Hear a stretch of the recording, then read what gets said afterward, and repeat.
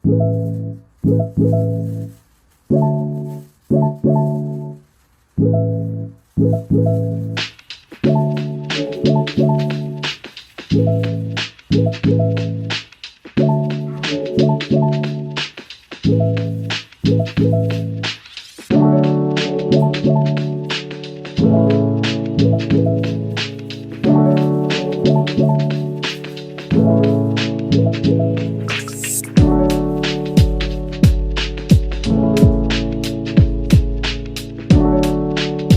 mga kalingap, welcome back to my YouTube channel. Magandang araw po sa lahat sa amanda ko kayo ng mundo naroon ngayon. At ito nga guys, no, panibagong reaction, panibagong araw po tayo. Pero bago natin simulan or ipagpatuloy ang ating reaction, magsha-shoutout muna tayo sa ating founder Kuya Bal Santos Matubang, Ate Edna Vlogs, Kalinga Prab, at sa lahat po ng mga OFW na walang sawang sumusuporta po sa buong team Kalingap. Mega love shoutout po sa inyong lahat. At ganoon din po sa mga sponsor, mga reactor, no, kasamahan ko pong reactor dito sa team Kalingap. Shoutout po sa inyong lahat. Ayun mga Kalingap, sa mga hindi pa po nakasubscribe sa aking maliit na YouTube channel, Kalingap Maymay, at sa akin second channel, Maymay Vlogs. Ayan, pasubscribe na po mga Kalingap and click the notification bell para po update kayo sa aking mga reaction upload araw-araw. Maraming salamat po sa inyong pagsuporta po mga Kalingap. Ayan o, ito po ay panibagong reaction natin dito sa Tupular Family. Ayan no, at ayan nga po mga Kalingap, sa mga hindi pa po nakakaalam, no, at hindi po si Carla ang buntis mga Kalingap.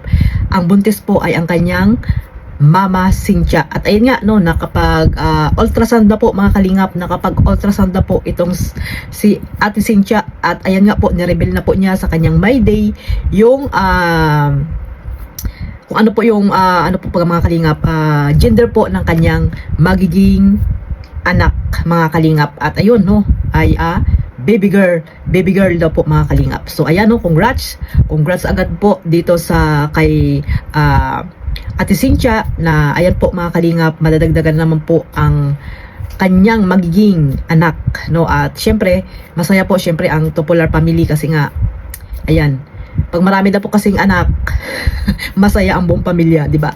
Masaya mga Kalingap. At syempre, si Baby Carla, alam naman natin na mahilig din po sa baby itong si Carla Bells mga Kalingap, no? At suportahan na lang po natin kung ano man po yung nangyayari po sa pamilya ni Carla Bells, at wag po nating husgahan mga Kalingap. Wag po tayong magkikialam, no, sa buhay po ni Carla Bells at syempre ng mama ni Carla, ng tatay ni Carla Bells, no? Kasi hindi naman tayo ang magbubuhay kung ano man po yung nangyayari po sa pamilya nila mga Kalingap.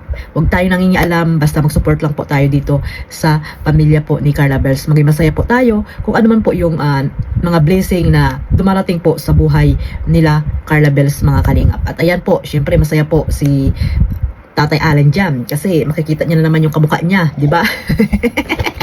Makikita na naman ni Tatay Alan yung kamukha niya.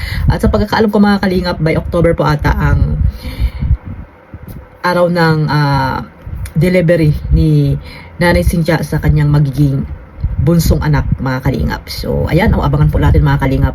At sana no, pizza ng ng anniversary ni Carla dito sa Kalingap, no, ang kaarawan ng magiging anak ni Nanay Cynthia mga Kalingap. So ayun mga Kalingap, no, dahil nga sa Kalingap, 'di ba, nabago yung buhay ni Baby Carla at kasama na rin ang pamilya ni Carla, no, yung tatay at nanay niya. So kaya nga maraming salamat talaga kay Kuya Bal kasi nga itinatag niya po itong programa niya, no, ang Team Kalingap, no. Dahil kung wala po ang Team Kalingap, paano na po, 'di ba? Lalo na po si Baby Carla na noong unang pagkita pa lang ni Kalingap Prab ay grabe po, 'di ba? Nagtitinda lang ng puto, 'di ba mga Kalingap? Araw-araw para may pang tustos lang sa kanilang pangangailangan sa pag-aaral. Pero ngayon mga Kalingap, tingnan niyo naman po ang nabago ang buhay ng ating Baby Carla. At syempre kasama na po ang pamilya niya diyan, tatay niya, nanay niya. At talagang gumaan po, no, sa mga gastusin. Syempre itong sila Tatay Alan kasi nga alam niyo naman po ang trabaho, 'di ba? Nangingisda lang po, mangingisda si Tatay Alan. Pero nang dahil kay Carla Bells, gumaan po yung isipin po nila para sa kanyang mga kapatid mga Kalingap. Nakita niyo naman po, 'di ba, nung bago magpasukan si Carla Bells ang talagang nag-provide ng pangangailangan po ng mga kapatid ni Carla Bells, 'di ba? Kaya grabe po yung nangyayari po dito sa mga beneficiary po ni Kalingap Prab. Lalo na po itong si Carla Bells. Nakita niyo naman po, 'di ba, ngayon nagpapatayo ng bahay, 'di ba, nag-aaral pa lang, beneficiary pa lang ng Kalingap, pero nagpapatayo na po ng bahay itong si Baby Carla, no? Bagong blessing din ito kay Carla Bells, 'di ba? may baby na darating si Nanay Cynthia. Ayan, si Carla naman may bagong bahay mga kalingap. Kaya bago man lumabas itong baby ni Carla, siguro tapos na po, ay baby ni Carla, kapatid ni Carla Bells, tapos na po yung bahay, no? Tapos na po yung bahay ni Carla Bells. Kaya siguro sabay-sabay yan, di ba? Binyag, pabuhos ng blessing ng bahay, pabuhos doon sa baby, di ba mga kalingap? Kaya dapat maging masaya lang po tayo, no? Yung mga basher dyan na mahilig manghusga, mahilig mangialam sa buhay ni Carla Bells, mag-support na lang po kayo kasi hindi naman kayo nakakatulong. Toxic lang kayo, di ba?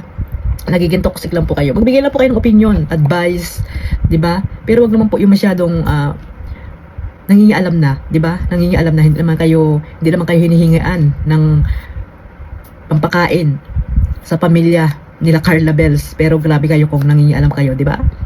So sana po suportahan na lang po natin itong si Carla Bells, lalo na po sa kanyang bahay, di ba? Maraming salamat po sa mga sponsor na walang sawang sumusuporta po dito kay Carla mga kalingap. At abangan po natin ang susunod pang mangyayari, no, dito sa Jomcar at sa blessing ng bahay nila, ng parehong bahay nila mga kalingap. Alam niyo naman po na pareho silang nagpapatay ng bahay ngayon, magkapit bahay sila. So abangan po natin kung ano man po yung mangyayari po dito sa Jomcar. At syempre kay Nanay Cynthia, ipag-pray po natin, di ba? Ipag-pray po natin na sana ay makapanganak ng maayos si Nanay Cynthia at hindi siya laging na-stress, no? Hayaan niya na lang yung mga basher.